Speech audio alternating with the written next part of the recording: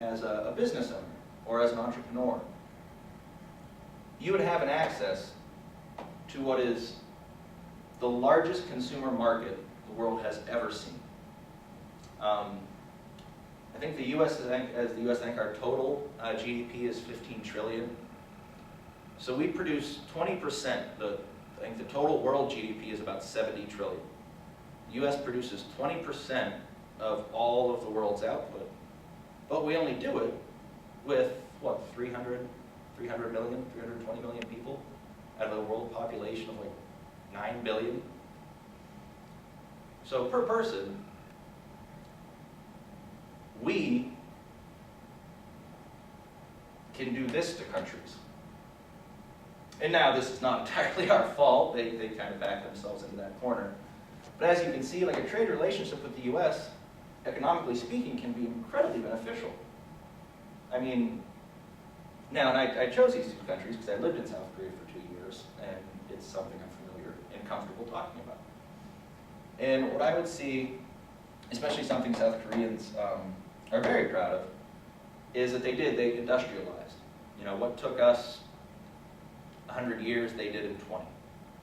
You know, they industrialized the whole country overnight. They bought in immediately to capitalism, and they switched from an agrarian economy to industrial and machining economy overnight with great success. Now, North Korea didn't do that. North Korea was allied with Russia and China during the Cold War and after the Korean War. And North Korea, like Russia and China, became a totalitarian state. That means, you know, the leader of the country is almost considered a god. Okay, so now when we talk about strength of military, does our strength of military seem to get us anywhere with North Korea? I would say you would have more of a military combativeness with North Korea because it's not an economic trade partner. Yeah, that's a very good point. That's an excellent point because they're not a trade partner, so they're going to be kind of angry about things. However, I've seen a lot of times North Korea is very combative, but every time it seems like we should try to show muscle in the area. Like we have bases in South Korea. We send I think we send U.S. carrier groups over there a lot. And plus, we usually have naval vessels in and around the area. And it doesn't seem to dissuade them much from trying to flex their muscles, from shooting down South Korean warships, from trying to launch ballistic missiles, from trying to develop a nuclear war program. And what I'm trying to get at is which one do you think in the long run of the two do you think would have the best chance to get North Korea, off the ledge, so to speak, to get them, kind of back down, maybe calm down, open up their borders a bit, let humanitarian aid come in and help some of their people. Any ideas?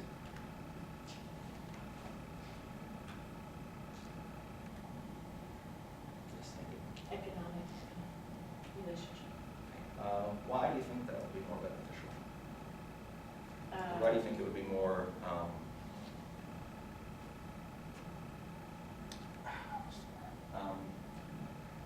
more appropriate or more better suited?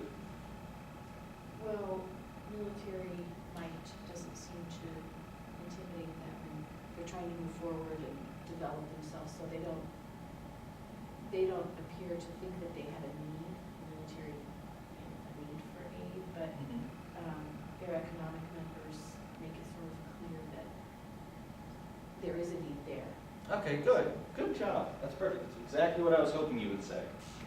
Okay, so I think we've looked at both these. And now, military numbers, I think military does help, but I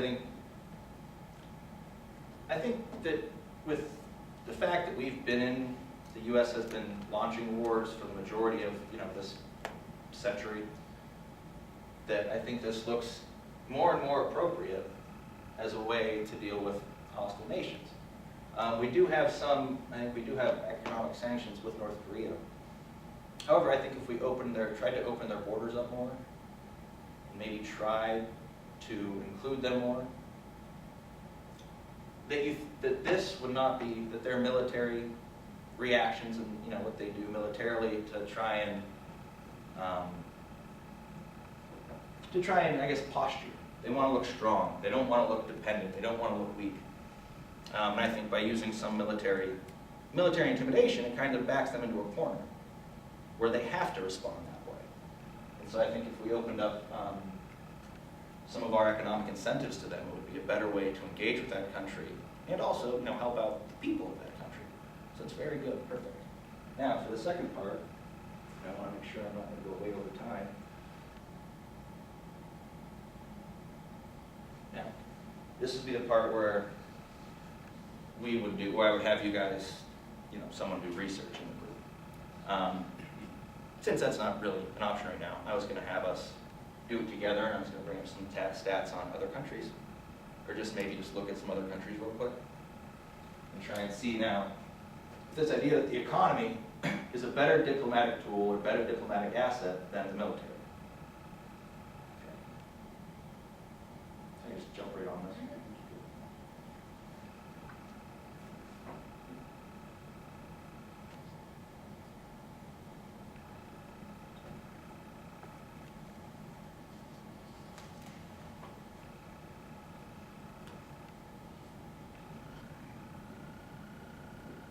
Real quick, we're going to look at two other countries that were kind of in that same dichotomy of North and South Korea. We're going to look at East Germany and West Germany. Okay, so after World War II, Germany was split in half. You had East Germany that was controlled by the Russians, and it was considered a Soviet state. And you had West Germany that was controlled by, well, the US, Britain, and France. Okay, and Germany was reunified after the Berlin Wall fell in 1991.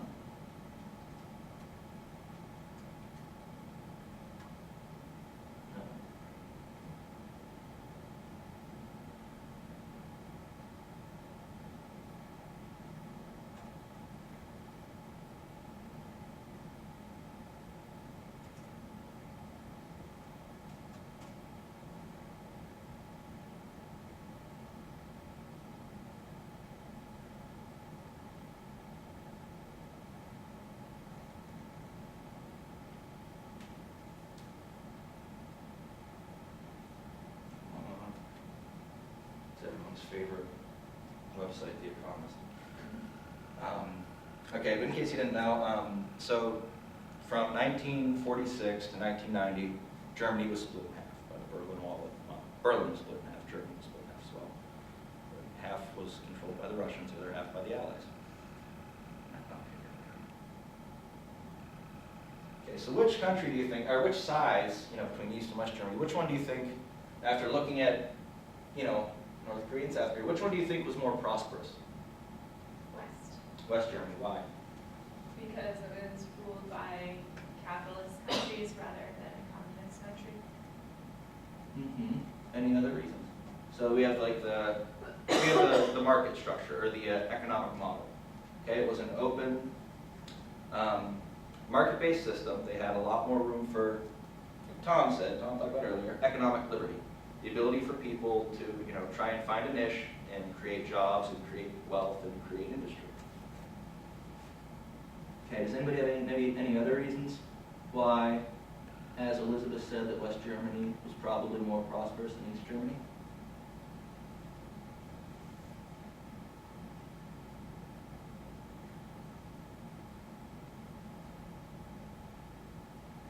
Let's think about, once again, think about trade partners. Who would East Germany have traded with? Yes, Tom. The Eastern Bloc. Eastern Bloc, yeah, so there's Soviet states, other command economies. Who would West Germany have traded with? Drew? Western European countries in the United States. Yeah, Western European countries and the United States. So.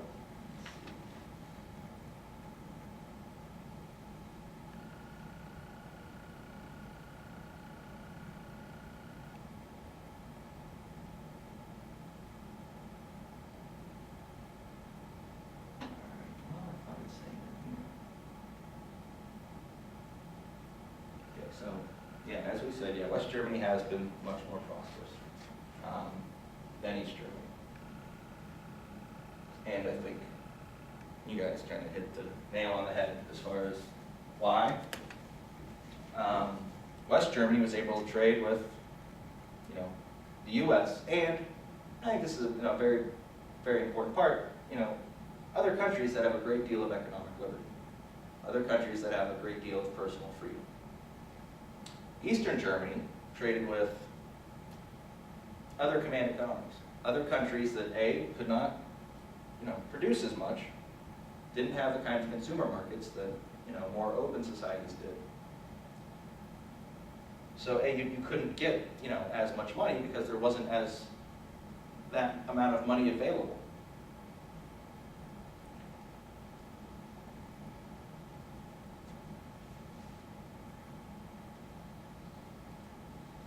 So, I think we've done a good job of showing that the most important factor, or I guess the best way, in my mind, to try and achieve your goals diplomatically, the best way to interact with other countries and other nations, to try and either, you know, incentivize or sanction, you know, reward or punish. I think the best way would be using your economy. And this all ties back to the U.S. in that there's one thing, you know, like I said, it's right here, 48,000 individual GDP per capita. Okay. This is higher than, you know, this is twice as high as almost anywhere else in the world. Not twice as high, but still substantially higher than most other countries. Like China has, what, 1 billion people?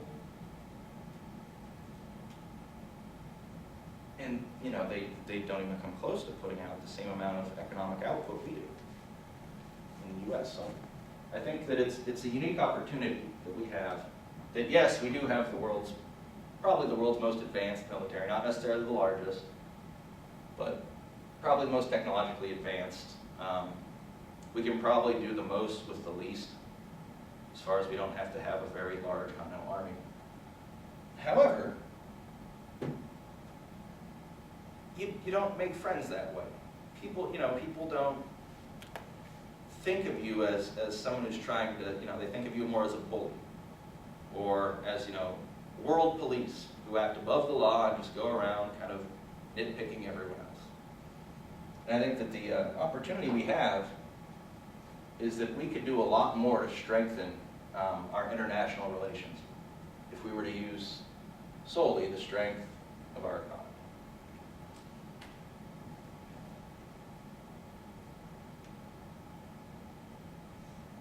Okay, yeah. And your homework is to research the Lend-Lease. The Lend-Lease Act. It was signed between the British and the U.S. prior to the U.S. involvement in World War II. And what I want you to do is research it and then write a one-page essay on how the Lend-Lease program that we had with Britain got the U.S. that is, to such a high amount of per capita GDP. Okay? It's just, I want to see, you know, what you guys took away from this, and if it's kind of a obscure connection, but hopefully I think you'll put it together. Okay.